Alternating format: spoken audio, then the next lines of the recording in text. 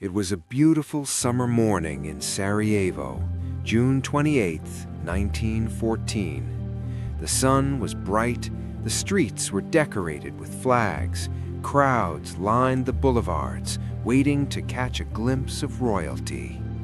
A driver made a wrong turn. That single mistake, one wrong turn on one street in one city, would kill 20 million people. It would topple 4 empires that had stood for centuries. It would redraw the map of the entire world. And it would set in motion a chain of events that we're still living with today, more than a century later. This isn't a story about fate or destiny.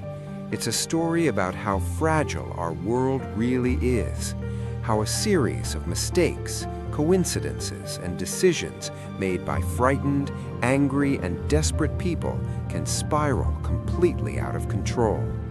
Because on that June morning, nobody, not the assassin, not the victim, not the leaders of Europe, understood what they were about to unleash. This is the true story of the assassination that changed everything.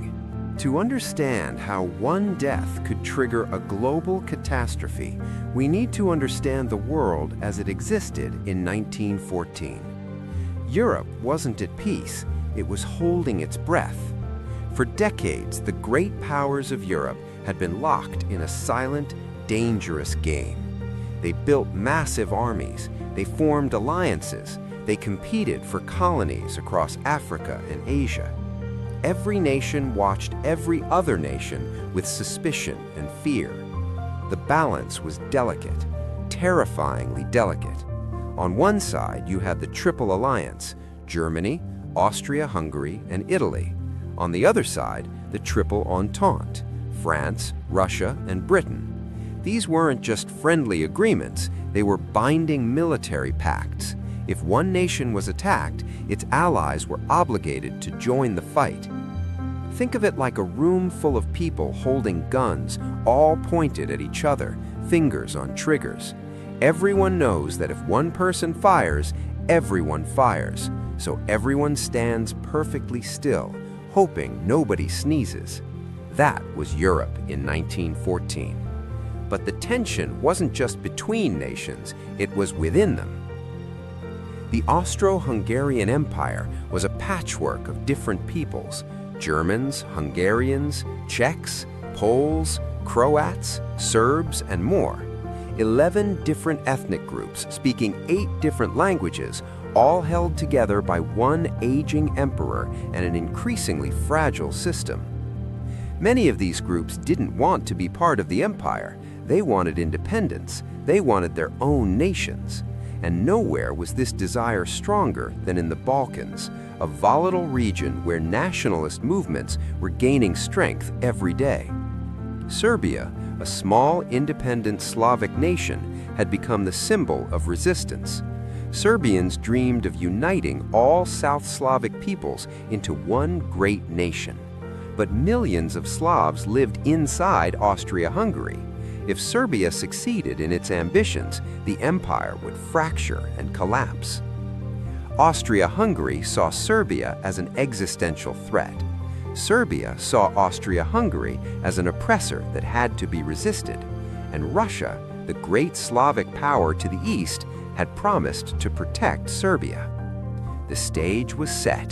The powder keg was packed. All it needed was a spark. Archduke Franz Ferdinand was not a popular man. He was the heir to the Austro-Hungarian throne, next in line to rule one of the most powerful empires in Europe. But within his own government, he was distrusted. Within his own court, he was isolated. Franz Ferdinand had ideas, dangerous ideas. He believed the empire was sick.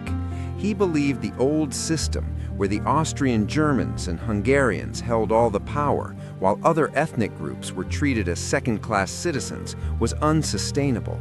He wanted reform. He wanted to give more autonomy to the Slavic peoples within the empire. He envisioned a federation where different groups could govern themselves while remaining united under the Habsburg crown. This made him enemies in Vienna. The conservative establishment saw him as weak, a threat to their power. But it also made him enemies among the revolutionaries. Here's the terrible irony. The very reforms Franz Ferdinand proposed, the ones that might have saved the empire, made him a target for assassination. The radical nationalists in Serbia didn't want reform. They didn't want Slavs to be happy within Austria-Hungary. They wanted the empire destroyed. They wanted all South Slavs united in an independent nation. If Franz Ferdinand became emperor and actually improved conditions for Slavs within the empire, their cause would lose momentum. People wouldn't want to break away if life was good. So in the twisted logic of revolutionary politics, Franz Ferdinand had to die, not because he was a tyrant, but because he might not be too radical enough. The man who could have prevented war became the target that started it. Franz Ferdinand knew Sarajevo was dangerous. Sarajevo was the capital of Bosnia-Herzegovina, a province Austria-Hungary had annexed just 6 years earlier.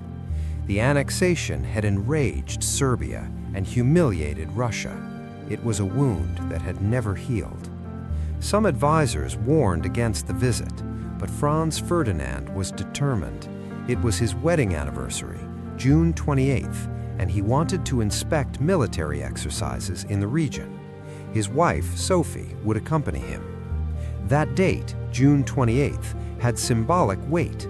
It was Vidovdan, a Serbian national holiday commemorating an ancient battle. To many Serbians, holding military exercises on that day in occupied territory was a deliberate insult. A conspiracy was already in motion. A group called the Black Hand, a secret society dedicated to South Slavic independence, had recruited 6 young assassins. They were mostly teenagers, idealistic, radicalized. Some were suffering from tuberculosis and believed they had nothing to lose. They were armed with bombs and pistols. The plan was simple: position themselves along the motorcade route and strike when the opportunity presented itself. On the morning of June 28th, they took their positions along the Apel Quay, the broad avenue that ran beside the Miljacka River. The motorcade arrived, 4 cars moving slowly through cheering crowds. Franz Ferdinand and Sophie sat in the back of the second car, an open-top Graf and Stift luxury automobile. They smiled and waved. The first assassin lost his nerve. He didn't throw his bomb. He just stood there, frozen, as the cars passed. The second assassin also hesitated. Later, he would say the crowd was too thick. He couldn't get a clear throw. He let the moment pass. The third assassin was Nedeljo Chabrinovic. He pulled the grenade from his coat, struck it against a lamppost to activate the timer, and hurled it at Franz Ferdinand's car. But the driver saw it coming. He accelerated. The grenade bounced off the folded roof of the car, fell into the street, and rolled under the vehicle behind them. The explosion was deafening. Shrapnel tore through the following car. More than a dozen people were wounded, including members of Franz Ferdinand's staff and several spectators. Blood pooled on the cobblestones. Chabrinovic swallowed his cyanide pill, standard suicide protocol for the assassins, and jumped into the river. But the cyanide was old. It only made him vomit. The river was shallow. He was immediately captured, dragged from the water, and beaten by the crowd before police intervened. Franz Ferdinand's car sped away toward the city hall. The Archduke was shaken but unharmed. Sophie was pale but composed. The other assassins, scattered along the route, heard the explosion. They assumed the mission was complete. Most of them simply went home. At City Hall, Franz Ferdinand was furious. "So you welcome your guests here with bombs?" he shouted at the mayor, who had been preparing to give a ceremonial speech. After he calmed down, the question became, what now? The smart decision would have been to cancel the rest of the day, get out of Sarajevo immediately. But Franz Ferdinand insisted on visiting the wounded from the explosion at the hospital. It was the right thing to do. His security chief suggested a new route, avoiding the narrow side streets and staying on the main boulevard, where the car could move quickly. Everyone agreed, but in the confusion, nobody told the drivers. The motorcade set out again. Franz Ferdinand and Sophie sat in the same open car. The governor of Bosnia sat in the front. The driver followed what he thought was the planned route, the same route they'd taken earlier. At the intersection of Apple Quay and Franz Josef Street, he began to turn right onto a narrow side street. "Wrong way," shouted the governor. "We're supposed to stay on the quay." The driver stopped.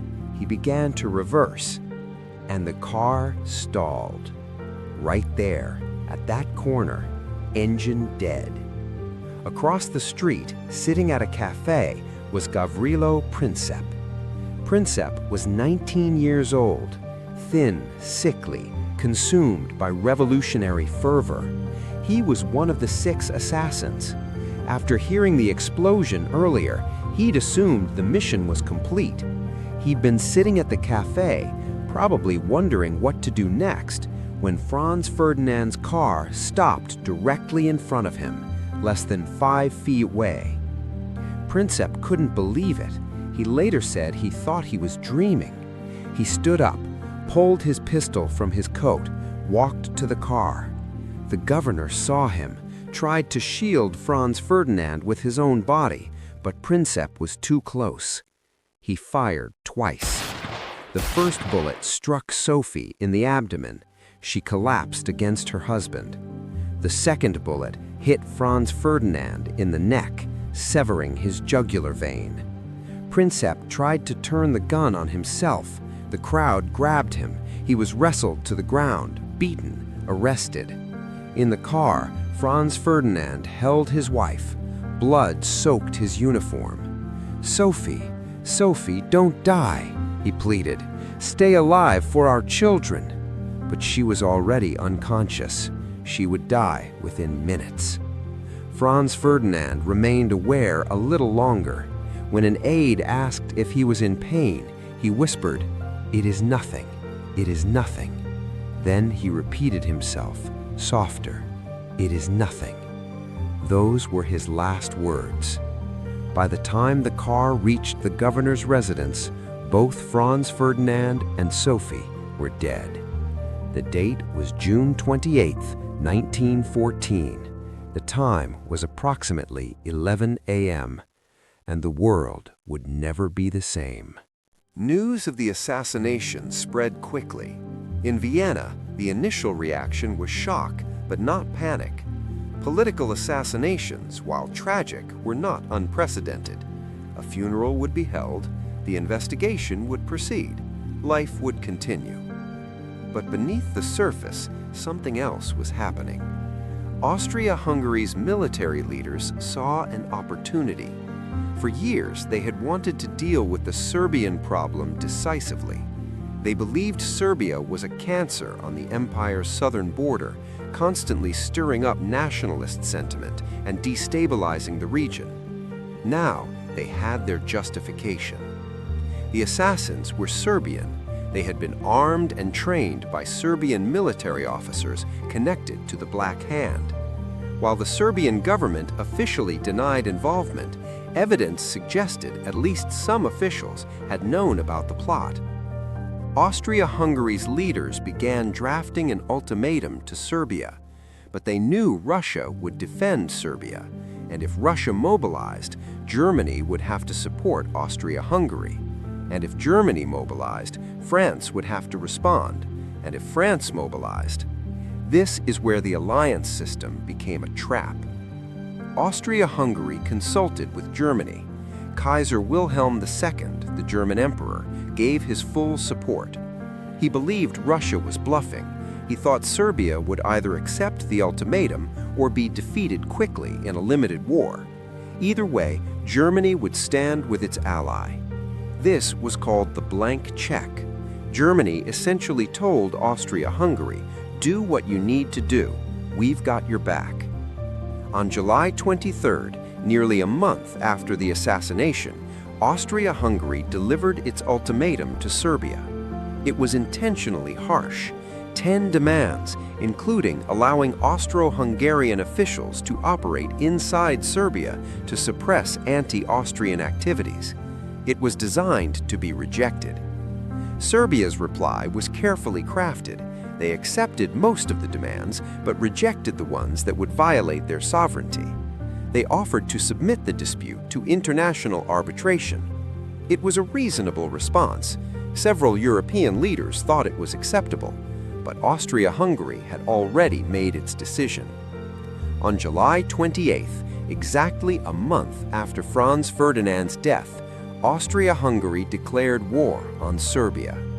The dominoes began to fall. Russia, protector of the Slavs, began mobilizing its massive army. Russian leadership believed they couldn't abandon Serbia without losing all credibility. Besides, they had been humiliated during the Bosnian annexation crisis 6 years earlier. They wouldn't back down again.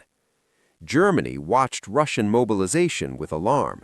German military doctrine was built around avoiding a two-front war, fighting Russia in the east and France in the west simultaneously. Their strategy, called the Schlieffen Plan, required striking France first, quickly, before Russia could fully mobilize its slow-moving but enormous army.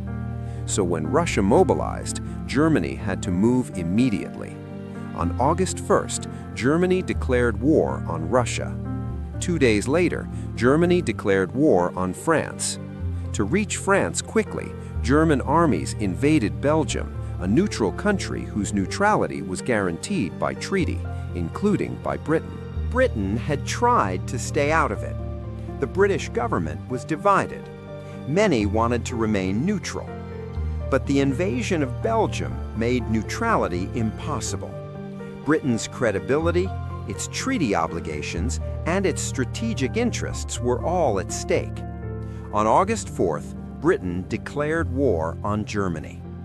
Within 1 week, all the major powers of Europe were at war. The leaders who made these decisions, every single one of them, believed they were acting defensively. They believed they had no choice. They believed the war would be short, a few months perhaps. Surely by Christmas, everyone would come to their senses. They were catastrophically wrong. The war that was supposed to be over by Christmas lasted 4 years. It consumed nations. It devoured a generation of young men. And when it finally ended, the world that had existed before 1914 was gone forever. The numbers are almost incomprehensible. More than 9 million soldiers died. Another 21 million were wounded. Civilian deaths from famine, disease, and violence may have exceeded military casualties. Entire towns lost all their young men. Families were erased from existence. But beyond the human cost, the war destroyed the political order that had governed Europe for centuries. The Austro-Hungarian Empire, the entity whose concerns had triggered the war, was one of the first to fall. Held together by an aging emperor and tradition, the empire fractured along ethnic lines as the war dragged on. Czech, Polish, South Slavic, and Romanian nationalist movements gained strength. When the empire finally surrendered in November 1918, it simply disintegrated. Austria and Hungary became separate nations. Czechoslovakia was born. Yugoslavia emerged. The Habsburg dynasty, which had ruled for 6 centuries, vanished overnight. The Ottoman Empire collapsed in the same moment. For centuries, it had dominated the Middle East, North Africa, and southeastern Europe. But decades of decline had weakened it, and the war delivered the final blow. When the empire surrendered and dissolved, European powers carved up its territories. Britain and France drew new borders across the Middle East, borders that ignored ethnic, religious, and tribal realities. Those artificial lines created tensions that still fuel conflict today. The modern states of Iraq, Syria, Lebanon, Jordan, and Palestine were essentially invented by Europeans drawing lines on maps in rooms far from the regions they were dividing. The Russian Empire didn't just lose the war, it tore itself apart from within. The strain of total war, the casualties, the food shortages, the economic collapse broke the Tsarist system. Revolution erupted in 1917. The Tsar was overthrown, then murdered. Civil war followed. When the smoke cleared, Russia had become the Soviet Union, a communist state that would become one of the two superpowers defining the rest of the 20th century. Even Germany, though it didn't fully collapse, was transformed beyond recognition. The Kaiser abdicated, the monarchy ended. Germany became a republic, wounded, humiliated, economically devastated, and forced to accept terms of surrender that many Germans saw as a national disgrace. 4 empires gone, hundreds of years of history erased. And in the vacuum they left, new nations emerged, new ideologies took root, and new conflicts began to brew. The assassination of Franz Ferdinand didn't just trigger World War I, it triggered everything that came after. The Treaty of Versailles, the peace settlement that officially ended the war, was supposed to prevent future conflict. Instead, it sowed the seeds for another, even more catastrophic war. Germany was forced to accept full responsibility for the war. Massive reparations were imposed, financial burdens so crushing they crippled the German economy for decades. German territory was stripped away. The military was limited to a skeleton force. The intention was to weaken Germany so it could never threaten Europe again. But the result was national humiliation and burning resentment. That resentment created fertile ground for extremism. In the 1920s and 30s, as Germany struggled under economic depression and political chaos, a new movement emerged. It promised to restore German greatness. It blamed the Treaty of Versailles. It blamed foreign enemies. It blamed scapegoats within German society. That movement was Nazism. Its leader was Adolf Hitler. Hitler was a World War I veteran. He was in Munich when he heard about the armistice. He later wrote that he felt betrayed, that Germany had been stabbed in the back by weak politicians who surrendered when victory was possible. The Treaty of Versailles confirmed his worldview, and when he came to power in 1933, his goal was clear: overturn the treaty, reclaim German territory, and dominate Europe. World War II was, in many ways, a direct continuation of World War I. The unresolved tensions, the punitive peace terms, the redrawn borders, and the collapse of empires created conditions that made another massive conflict almost inevitable. Some historians call the period from 1914 to 1945 the 30 Years' War of the 20th century, one long, catastrophic conflict with a brief pause in the middle. The assassination in Sarajevo set all of it in motion. But the consequences reached even further. The collapse of the Ottoman Empire and the arbitrary borders drawn by European powers created instability across the Middle East that persists today. The modern conflicts in Syria, Iraq, Israel and Palestine and Lebanon all have roots in how the region was carved up after World War I. The Russian Revolution brought communism to power, leading to the Soviet Union and 70 years of Cold War confrontation between East and West. The end of European dominance and the rise of the USA and Soviet Union as superpowers fundamentally shifted global power. The colonial empires that had ruled most of the world began to crumble. Independence movements erupted across Africa and Asia. The League of Nations was created to prevent future wars. It failed, but its failure led to the creation of the United Nations after World War II, an institution that, despite its flaws, still exists and shapes international relations today. Even the borders of modern Europe were largely determined by decisions made during and after World War I. Poland reappeared on the map after more than a century. Finland, Estonia, Latvia, and Lithuania gained independence. The Balkans were reconfigured. Some of those borders held, some didn't. The breakup of Yugoslavia in the 1990s, which led to brutal ethnic conflicts and war crimes, was essentially unfinished business from 1918. The world we live in now, the borders, the alliances, the institutions, the conflicts, was shaped by World War I, and World War I was triggered by the assassination of one man on one street corner in Sarajevo. Gavrilo Princip never lived to see what he had unleashed.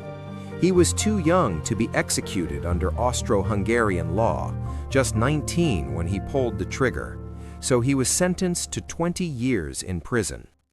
He was sent to Terezin, a fortress prison in what is now the Czech Republic. The conditions were brutal: cold, damp, poorly ventilated. Princip's health, already fragile from tuberculosis, deteriorated rapidly.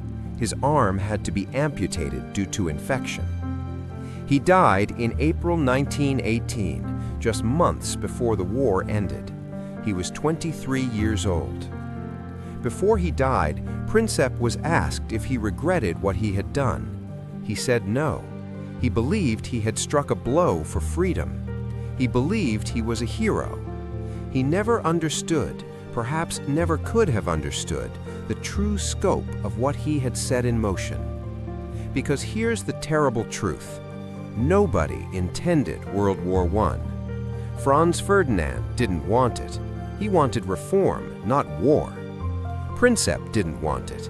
He wanted to liberate his people, not destroy empires. The leaders of Europe didn't want it. They wanted to protect their interests, defend their alliances, and maintain their power. But the systems they had built, the alliances, the mobilization plans, the nationalist fervor, the arms races, created a situation where one event, one assassination, could trigger a chain reaction that nobody could stop. They built a machine designed to prevent war through deterrence. But deterrence only works if everyone stays calm and rational. And in July 1914, nobody stayed calm. Fear drove Russia to mobilize. Pride drove Austria-Hungary to issue impossible ultimatums. Honor drove Britain to defend Belgium. And the rigid military plans, designed years in advance, impossible to adjust once set in motion, pulled everyone into the abyss. The historian Barbara Tuchman wrote that the leaders of 1914 were sleepwalkers, stumbling into catastrophe. They saw the danger, they just couldn't figure out how to stop. And so 20 million people died because a driver made a wrong turn, because a car stalled at precisely the wrong moment, because a 19-year-old with a pistol happened to be sitting at a cafe on that corner. If any one of those things had been different, if the earlier bomb had hit its target, if the driver had been told about the route change, if Princip had chosen a different cafe, history might have unfolded differently. Or maybe not. Maybe the tensions were so great that something else would have triggered the war. Maybe the assassination was just the spark that happened to land on the powder keg. We'll never know. What we do know is this: the world is more connected than we realize, more fragile, more susceptible to cascading failures. A single event in a distant city can ripple outward in ways nobody predicts. Small decisions can have enormous consequences, and systems designed to keep us safe can become the very mechanisms that destroy us if we're not careful. 110 years later, we still live in the world that assassination created. The borders, the alliances, the conflicts, the institutions. And perhaps the greatest lesson of 1914 is not about nationalism or imperialism or military strategy. It's about humility, about recognizing that we don't control as much as we think we do, that our actions have consequences we can't foresee, that stability is not guaranteed, that peace requires more than good intentions and stern warnings. It requires wisdom, restraint, communication, and the courage to step back from the brink, even when pride and fear are screaming at us to move forward. Because on a sunny morning in Sarajevo, nobody thought they were about to change the world. They were just making decisions, doing their duty, following orders, pursuing their cause. And 20 million people died. The shot that killed Franz Ferdinand echoed across the entire 20th century. We're still hearing it today.